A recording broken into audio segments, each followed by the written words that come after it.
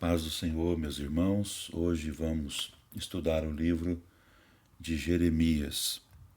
O livro de Jeremias nós vamos fazer em 2 aulas. Então vamos lá. Primeiro vamos ver sobre o título do livro, né? O título do livro é o nome do autor, Jeremias. Esta profecia projeta-se sobre o nome do seu autor, Jeremias, que em hebraico é Yirmiyahu, que significa Yahvé designa ou Yahvé estabelece. As profecias de Jeremias foram muito atacadas, mas eram verdadeiras, conforme ficou comprovado posteriormente. O próprio título do livro, que é Yahvé designa ou Yahvé estabelece, traduzido do nome Jeremias, anuncia essa certeza. Então vamos aqui, né? A autoria do livro de Jeremias. A autoria de Jeremias é confirmada de 2 modos. O livro tem 131 referências de Jeremias como autor. Baruque, o secretário de Jeremias, é citado 23 vezes. A autoria de Jeremias é confirmada em Daniel 9 e versículo 2, que diz: No ano primeiro do seu reinado, eu, Daniel, entendi pelos livros que o número de anos de que falou o Senhor ao profeta Jeremias, em que haviam de acabar as assolações de Jerusalém, era de 70 anos. E a autoria de Jeremias também é confirmada em Esdras 1 e 1, que diz: No primeiro ano de Ciro, rei da Pérsia, para que se cumprisse a palavra do Senhor por boca de Jeremias, despertou o Senhor o espírito de Ciro, rei da Pérsia, o qual ele fez passar pregão por todo o seu reino, como também por escrito, dizendo. E, além desses 2 textos, né, a autoria de Jeremias é confirmada também pela tradição judaica. A formação de Jeremias é toda envolvida com profecia. Em muitos casos, suas ações tornavam-se parte da mensagem. O perfil do profeta Jeremias é o seguinte: nasceu em 647 a.C., em Anatote, uma cidade sacerdotal distante 5 quilômetros de Jerusalém. Era filho de Ilquias, o sumo sacerdote da reforma de Josias. Esse Ilquias foi também o bisavô de Esdras, conforme Esdras capítulo 7, versículo 1. Jeremias foi constituído profeta antes do seu nascimento, conforme está em Jeremias capítulo 1, versículo 5. E foi comissionado pelo Senhor quando tinha 20 anos de idade, no 13º ano do reinado de Josias, conforme Jeremias 1 e versículo 2. Jeremias não se casou, pois o Senhor proibiu que o fizesse como um sinal ao povo da próxima destruição de Jerusalém, conforme está lá em Jeremias 16, versículo 2 e os seguintes.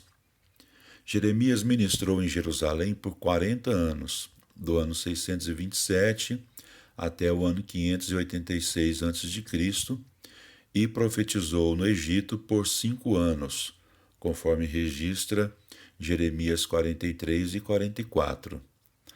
Jeremias aconselhou 5 reis e 1 governador de Judá, bem como os rebeldes judeus restantes que fugiram para o Egito. Apesar de ser um homem compassivo e sensível, Jeremias foi chamado para um ministério em que proclamou o julgamento contra a nação. Considerado um traidor devido a esses julgamentos, parece que não viu uma só pessoa converter-se no longo ministério de mais de 40 anos. Embora impopular e desprezado quando profetizava e insistia na submissão à Babilônia, tornou-se depois o herói popular dos restantes judeus exilados, depois das suas predições de julgamento cumprirem-se e do povo lembrar das suas predições de uma futura libertação e de retorno. A data em que o livro de Jeremias foi escrito foi entre aí os anos 627 e 580 a.C.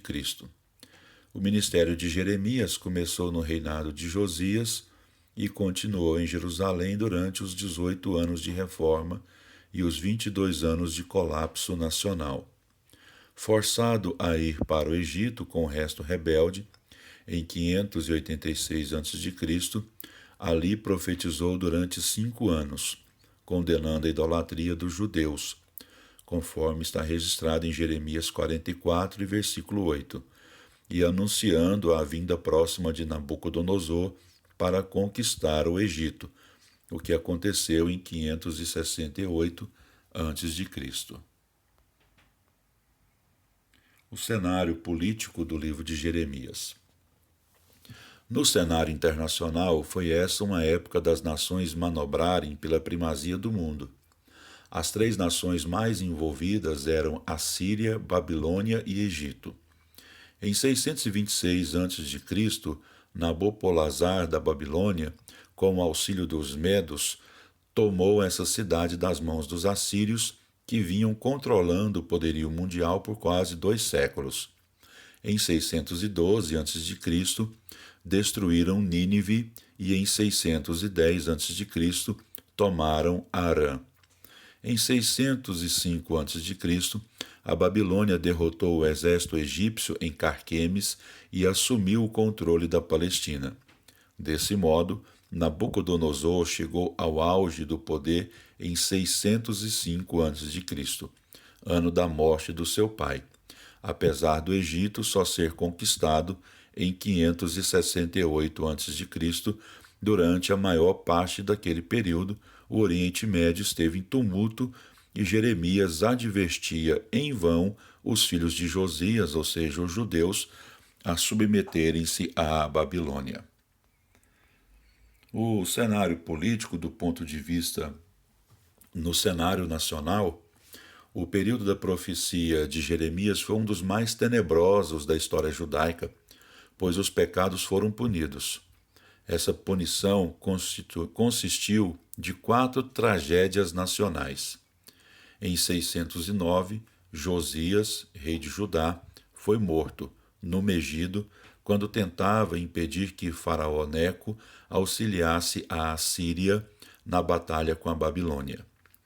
Em 605, Nabucodonosor libertou Jerusalém do controle egípcio, passando a ser seu controlador, e em seguida começou a deportar os judeus, levando alguns membros da família real para a Babilônia. Daniel, Sadraque, Mesaque e Abidnego estava entre eles. Em 597, Nabucodonosor enviou seu exército a Jerusalém em 2 ocasiões para sufocar a rebelião de Judá e sua parceria com o Egito. Na primeira vez, o rei Jeoaquim foi morto, conforme o texto de Jeremias 36 e versículo 30. Na segunda, Joaquim foi levado à Babilônia depois de um reinado de 3 meses. Nessa ocasião, Nabucodonosor saqueou a cidade e os tesouros sagrados do templo e exilou para a Babilônia a camada mais alta da população, conforme registrado em 2 Reis, capítulo 24, versículo 11 até o 16. Em 586 a.C., Jerusalém e o templo foram destruídos por Nabucodonosor depois de outra rebelião e um cerco de 2 anos à cidade de Jerusalém. Essa destruição repercutiu em todo o mundo e era algo inconcebível para a mentalidade judaica, que via Jerusalém como parte do destino eterno da nação. Cenário religioso do livro de Jeremias. Jeremias nasceu nos últimos anos do reinado de Manassés, quando esse rei procurou inutilmente reformar a nação que ele mesmo havia levado à idolatria, derramamento de sangue e corrupção moral. embora se arrependesse quando estava numa prisão da Babilônia e fosse restaurado, o seu longo reinado de iniquidade esgotou a paciência de Deus, fadando o país à destruição. Depois de um curto reinado de 2 anos de Amon, também um rei iníquo, filho de Manassés, Josias subiu ao trono em 640 a.C., na tenra idade de 8 anos. Foi o começo de um glorioso período de reforma, reavivamento e expansão política para Judá. Observaram-se diversos estágios desse tempo de paz e de prosperidade. Em 632, Josias, aos 15 anos de idade, começou a procurar o Senhor, conforme 2 Crônicas, capítulo 34 e versículo 3. Em 628 a.C., aos 19 anos de idade, Josias começou a purificar Judá e Jerusalém numa completa remoção da idolatria e impôs a medida até Naftali, no norte, perto da Galileia, conforme está registrado em 2 Crônicas, capítulo 34, versículo 3 e os seguintes.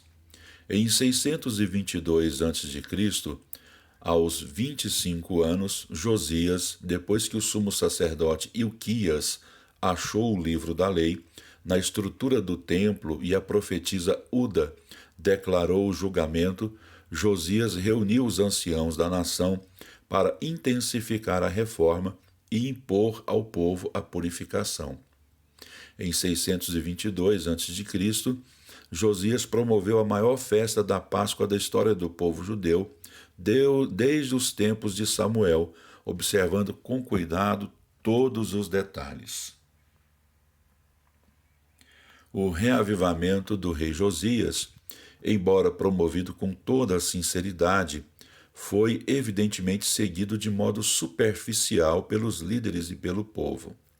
O país viu-se diante da iminência de ser destruído em virtude da prolongada iniquidade de Manassés e da inveterada e profunda decadência dos judeus. Logo depois da morte prematura de Josias na Batalha de Megido, a nação retornou quase imediatamente à idolatria e à corrupção. Objetivo do livro de Jeremias: registrar as admoestações da última hora do Senhor ao país que se precipitava em desastre espiritual e destruição nacional. O livro de Jeremias registra não apenas a rejeição da lei divina, como também a recusa da correção dos profetas de Deus. A mensagem de Jeremias era que a nação deveria submeter-se ao julgamento do Senhor, aceitando o cativeiro babilônico, pois dessa maneira a cidade e a nação seriam salvas da destruição total. O livro demonstra como esse solitário clamor foi quase totalmente desatendido. Então termina aqui a nossa aula. A próxima aula voltaremos a falar acerca do livro de Jeremias. Que Deus abençoe cada um de vocês.